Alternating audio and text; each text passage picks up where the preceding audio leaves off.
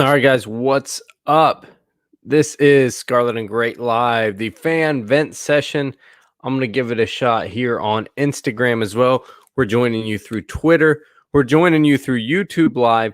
And now we're joining here through Instagram Live, the fan vent session. We told you this was coming on the podcast, right? We told you we needed to all sit down and have a vent session and say, what in the world did we see in that game on Saturday, or excuse me, on Monday?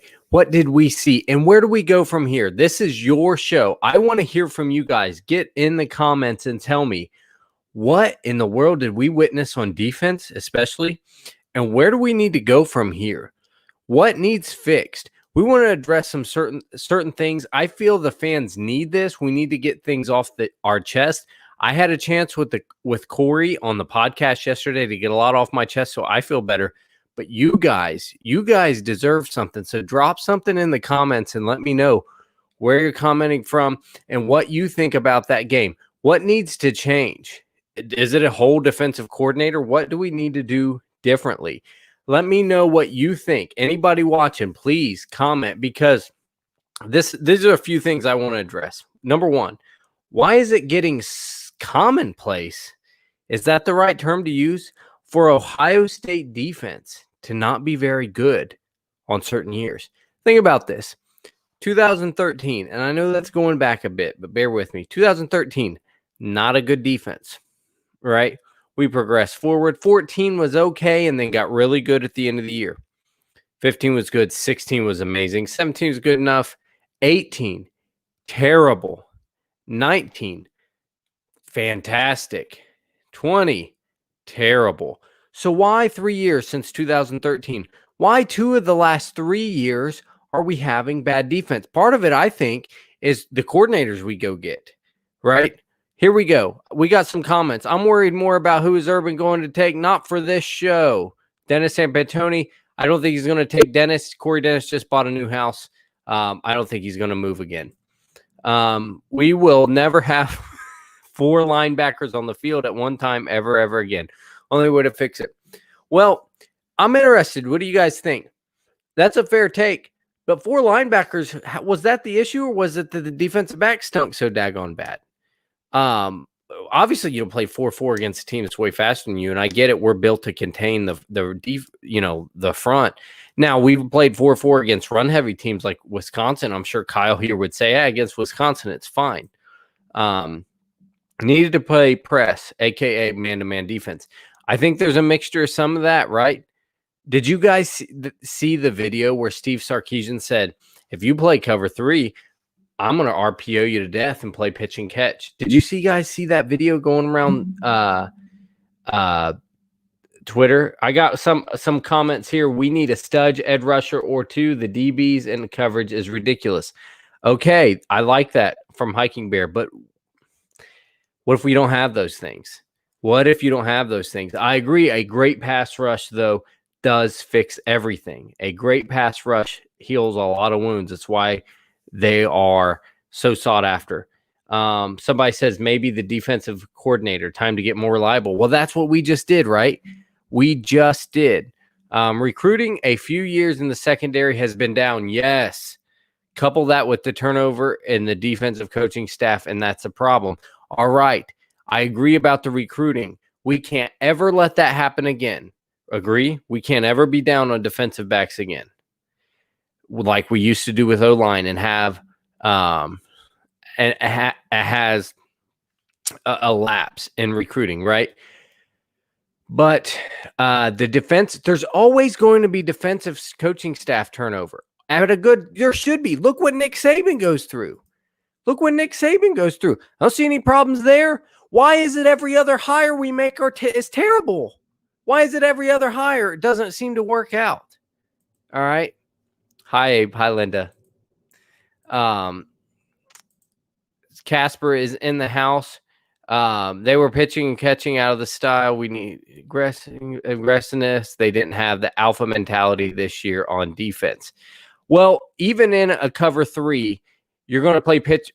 The RPO is based on making the linebacker react up, right? When you put the ball into that running back's stomach and that ball fake, they're going to crash downward. If they do, when you're in cover 3 with all that cushion, they're just going to play pitch and catch. Now, that goes back to what Steven said. We need to play some press defense. Scheme's got to be different. Scheme's got to be completely different. I think, but Hafley ran some cover 3. You can do it, right? But what do you guys think about this? What do you think about this? We had 11 days to prepare for Devontae Smith. They had a ceremony. It's called the Heisman. Means you're a good player if you win it. That happened. He won it. We had what else? He accounts for like a third of Alabama's yards. And they came out and did exactly what they thought they would do. They went right to Devontae Smith. Motion him in the backfield. Oh, he doesn't count. We just left him alone. What do you guys think about that? What do you think about a defensive staff that had 11 days to prepare for mostly one guy? And I know we're not built to stop the pass. I'm not talking about stop it. Shut him down. What do you guys think about, or slow it down? What do you guys think about 11 days and we knew exactly what was coming? We didn't even cover him. What do you think? What do you think about that? I'd be interested to hear your thoughts on how we had 11 days to know something happened. Somebody was coming and we didn't do anything. Here's one for you. Should we have, and maybe this is not all Kerry Coombs' fault. I don't think all of it is. Some of it maybe. I don't think all of it's his fault, right? But was this wise? We talk about coaching turnover. There's the right way to handle it. We've seen it done wrong back in 2018. What about this? We had a secondary guy leave in Jeff Hafley. So we said we need to go get a secondary coach who can be a defensive coordinator. Because I guess maybe we don't trust Greg Mattison, who used to call plays. That's another one. He used to be a defensive coordinator. I don't know why we had to go get a real defensive coordinator. But anyway, we went and spent $1 million on a career coach to be our defensive coordinator who's never called a play in his life. What do you guys think about that? And J. Cole, you're late to the party, but this is my point exactly. Why doesn't Bama have these issues? They have coaching turnover galore. Maybe Bama's not going out and hiring somebody for $1 million that's never called a play in his life. Maybe. I don't know. That's a good question, right?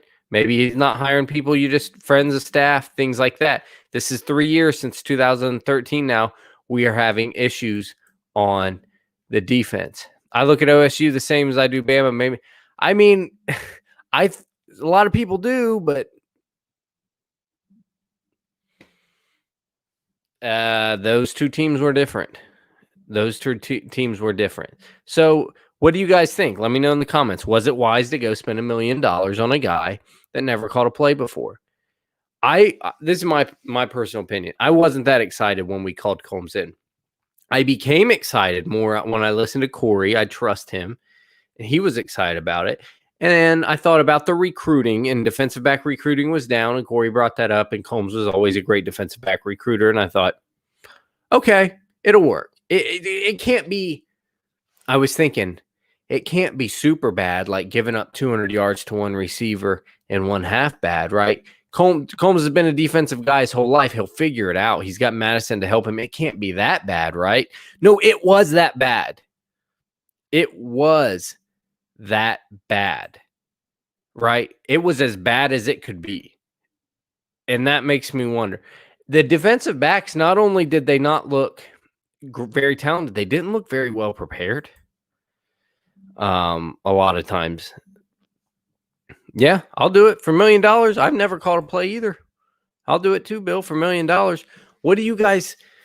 So, what do you think? Any names you think we should go after? First of all, comment. Is it time to fire? Or is it time for one more year? Should we fire him or should we give him one more year? Kerry Coombs, or because it looks like Greg Mattison's gone. Coombs is a great man. Coombs, great DB coach, and I want him to stay at Ohio State as long as he wants. Mike doesn't care whether we win or lose. He's in it for the friendship. I'm just kidding with you, Mike. But Mike's take is, I want Kerry to stay. Oh, no, but Mike says you don't have to you don't have to go on, but you can't stay here. Mike says, stay as long as you want. Don't be a defensive coordinator. Honestly, that's his role. I think you're right. Don Brown, funny. Kyle says 1 more year. I think that's ultimately what's going to happen, even though what I consider what happened on Monday to be a fireable offense. Right. I think that was absolutely a fireable offense. Yeah. Looked like no reason we should have looked like that in a championship. Let me ask you this. Jeff Hafley is coaching instead of Kerry Coombs. What's the score? Jeff Hafley's coaches. We still lose Sermon. We still have COVID. We still lose Togiai. We still lose Smith. We get some guards to go down. But say Jeff Hafley's coaching that game. What do you think the score would be? That's what I'm interested in, too, is how much of a difference did that make? Right? How much difference did Kerry Coombs make? And how much, I mean, I would like to think it's a couple touchdowns worth, at least, right? I would like to think, even with the misses we had at defensive back, we still have talent. Yes, we got out. That's the thing. We have some talent gaps right now, but they're not so bad you don't even go account for a guy. Right? He doesn't. Rarely did he do that. I think he did a little bit against Wisconsin last year. Yeah, I don't know that would have been his style either. So guys, what does Ohio State have to do? Any ideals? Because I'm as dumbfounded as you. Any ideals on how to not let this happen again? Because this is just like, why can't we get this right? Why is coaching turnover the bane of our existence? I realize it's hard, but and I realize sometimes you're not always going to go get a Jeff Hafley. You're not always going to go get an Al Washington, et cetera, et cetera. Why are we making hires that the defense isn't elite, the defense is bad? Why are we either number one in the country? We went from we were 122nd in the country in pass to top 3 and then 122nd again. Why when we miss, do we miss it so bad? So Cole says Hafley maybe lose by 2 touchdowns. That's fair. But look a lot better than a lot of other teams. This is one of those things where we're going to have to, I think we're going to have to treat coaching hires like recruiting in the future. No more of this, I think it'll work. This guy's been around a while. It'll probably work. He's a veteran of the sport. I know him. We have the same agent. We have the same friends. We can't do that anymore. We had a lagging coach recruiting, yes, and we can't ever have that again. But there's a way to do what Bama does and have coaching turnover. And it almost makes me seem like this. It seems like Bama has a system. And as long as you're competent, if you're a coach, you come into the system, the players, will develop. They seem to even beat us at talent development, and they out-recruit us by a nose. That the players are going to be good enough, and the facilities are good enough, and our culture is good enough. That's what's so impressive about Saban. Maybe it's not that he always makes the right hire. It's that anybody who's somewhat a veteran of the sport and competent, they are going to work. Can you imagine having a CEO, a company so reliable that you just say, if you come and you do what I tell you to do, it's going to work. Butch Jones was on his staff. Steve Sarkisian had been fired, I think, from 2 different head coaching jobs. He looked like a world beater. Right? Why is it that he can do that? Why do they have such a system? And that shouldn't we strive for that? That we make players mostly successful, probably not as good as a success rate as them, but mostly successful. But why can't we do that with coaches? Do we do too much delegating? And, hey, I don't want to micromanage. I trust you to run the defensive room. I trust you to run the back 7, whatever. Is that it? I wonder. Immediate answers on the staff, I think you look at maybe somebody like Al Washington. But therein lies the problem again. He's not a defensive coordinator either. And maybe he was part of the scheme. Maybe he insisted on the 4 linebackers. Who knows? I mean, if you go with Al Washington, I think you got to sit him down and like really interview him and be like, what would be your scheme to stop people? Like, and maybe that's just a no-go because it's still an experiment. Still an experiment. Urban is a culture guy. Day is an OC genius. Neither holds to a system. Saban does. He must. Saban's a defensive guy as far as I know. But, yeah, I think Urban probably likely delegated. Little oversaw, but I think he probably turned the defensive room over to his guys and then just oversaw a little bit. How is a Nick Saban guy able to get the most out of Lane Kiffins and Steve Sarkisian? They're smart offensive minds. I get that. His defense is obviously always going to be good. He has input there. Maybe Saban has a system. This is what's crazy, though. Why that's a tough sell. The offense is way different. The offense went from power run to Kiffin to Sarkisian. Maybe Kiffin and Sarkisian are similar, but it looked maybe a little different to me, the offenses. Why is it he's able to accept several different philosophies and still be really good with it? I know it helps when you have awesome talent, but we have awesome talent too, you know? And then defensively, I mean, is that what you do now? I always liked an offensive head coach. I thought offensive head coach was the thing, but maybe you do. Are offensive coordinators easier to come by? Is that a thing now? Are offensive coordinators just easier to come by? And that way, and you have to really be more of a stickler on the defensive side of the ball. But then again, I mean, because again, there are some people who are good coordinators that are not good head coaches. I think we understand that. All right, guys, it's been a good chat. What I want to hear, we got more questions. I'll stay as long as the comments stay. Was there a team that had a new defensive coordinator this year that played well? Alabama's never not playing that bad. Playing as bad as we do. When they fall, they don't fall. They get new. They get turnover. I don't know if the defensive coordinator was that new, but Butch Jones was a new addition over there. I'm pretty sure, or either that or the year before. Nobody tanks like we tank. When we have down defensive years, we go down. So I understand. Yeah, I'm sure there was. I'm sure there was. Not everybody's incompetent, right? If you go, look, Alex Grinch is his second year, I think, as defensive coordinator. Maybe this is his first. I don't know. They were like 18th in total defense. Alex Grinch, Big 12, Oklahoma. We make fun of him. I always thought that was a little kind of uncalled for. He was like 18th in total defense. So, yeah, new guys work out. Maybe not year one, but I'm sure there was a new guy somewhere that, look, we were 122nd out of 120 or 130 teams in pass defense. Somebody there ahead of us had A, way inferior talent, and B, did better than we did. Our defense was on the field for a long time. Why? I think some hiccups on the O-line. I think our O-line got pushed around. The Bama's front was stronger than our front, and this isn't even the Bama front of old. So we were on the field because O-line issues. No sermon messes with your game plan. Fields failed to see Master. He missed Garrett Wilson on a wide open touchdown, and he missed Master Teague on a wide open touchdown. Didn't even look at him.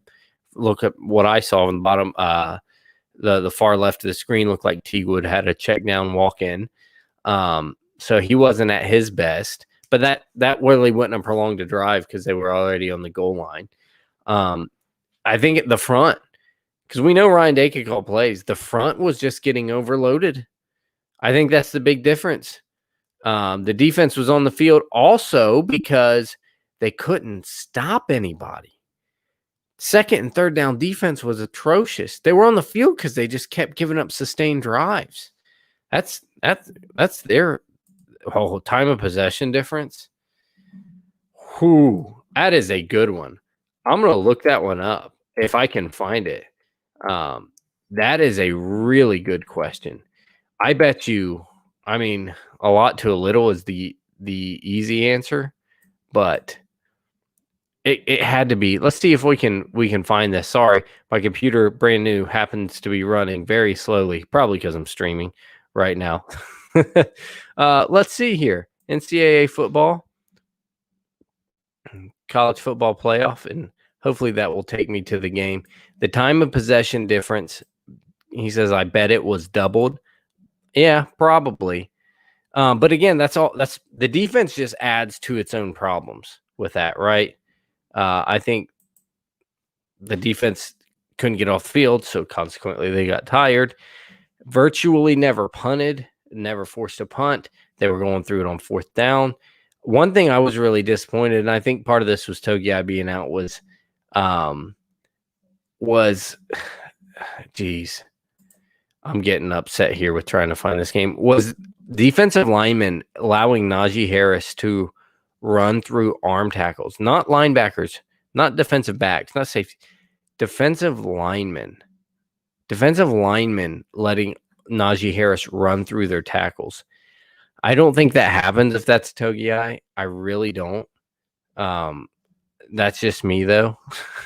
I'm trying to pull this up for you. Of course, when I go to the scores of the games, Casper, it takes me to back to December to the bowl games. And that is obviously not what we wanted. Ohio State, Alabama. Can we take a look at the result of the game and see? I don't think the certain number is super important, but I understand.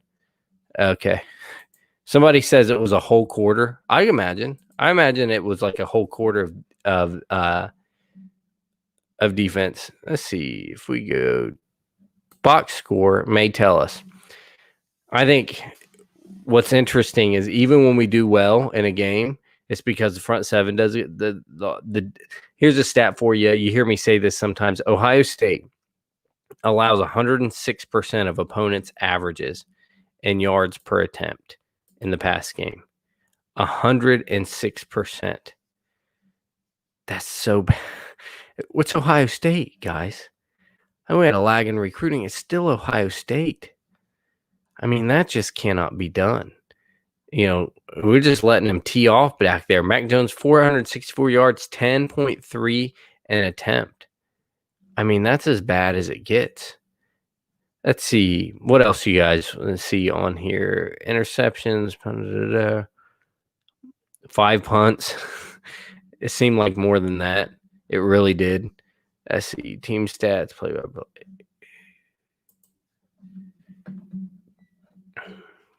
Third down efficiency. We were 6 for 14. They were 6 for 11. They're gashing you so bad on second down. They didn't need third 22. So yeah, our dude's right. 15 minutes, 22 minutes to 37 minutes. 15 minute. Look at that. Megan was on it all the way, right? 15-minute time of possession defense. The bad defense got made worse by that. Who exactly did what? Well, I don't know how that happened, man. Shaun Wade's a really good kid. I think he's a great player. As from what I know, great character. I think he's really good in a certain role. I don't think he was coached extremely well this year, and I don't think outside corner is his thing. I think he needs to go back and be one of the best nickels we've ever seen. And I think he truly can be. Did they say it was a coaching problem or execution problem? I'm not sure. I'm sure it would not be. So here's the thing. If you say it's an execution problem, and you might say that to not throw your coaches under the bus, how's it an execution problem all year? It wasn't a one-time thing. The defense was bad all year on the back end. So did they fail to execute all year long? And then if so, it goes back to, here's a reference for you, Jocko Willink, Navy SEAL and author, extreme ownership, to own why your guys are failing. And I get sometimes people are just going to, look, there was no execution. There was no execution problem. We have 4 linebackers on the field, like people said. Okay, forgetting about Devontae Smith and not sending a guy with him when he motioned in the backfield, that's not an execution problem. That's a scheme problem. That's a scheme problem. Yeah. I mean, yeah, I understand. That's a good point. It was, I think, the position they were put in. I think this was 3 out of 10 lack of talent, 7 out of 10 coaching. Right? 30% talent, 70% coaching, if I had to say.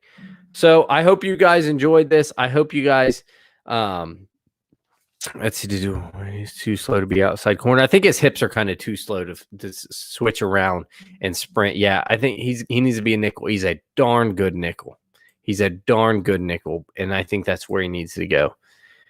I think, well, we got a strip sack, blindside strip sack on play action. Matt gets the ball out quick. Matt gets the ball out really quick. Well, that's the point. He's told to. But yeah, you probably are saying the same thing. You're probably saying the same thing. He played off the ball, but yeah, he's doing what he's told to do, which is and here's the problem. So I like that we got this off our chest, guys. I like that we got to say, I'm a little disappointed. I will say, I expect you guys to solve this for us. I wanted you guys to really enlighten me and say, this is what we got to do to quit making bad hires on defense. We're doing it every other year now. We need to stop doing it. You didn't solve the problem for me, but I'm sure it felt a little bit better to vent a little bit. I appreciate you, Casper. I appreciate all you guys that joined in. Check us out on the Scarlet and Great Podcast. Like and subscribe on iTunes, Google, Stitcher, Spotify, however you listen. Leave us a review on iTunes. That helps us out a lot. And follow me on Twitter at Scarlet Great JL, Scarlet and Great Podcast on Instagram. Leave us a comment and subscribe to our YouTube channel here on Scarlet and Great Empire. Appreciate you guys. Goodbye. God bless. Go Bucks.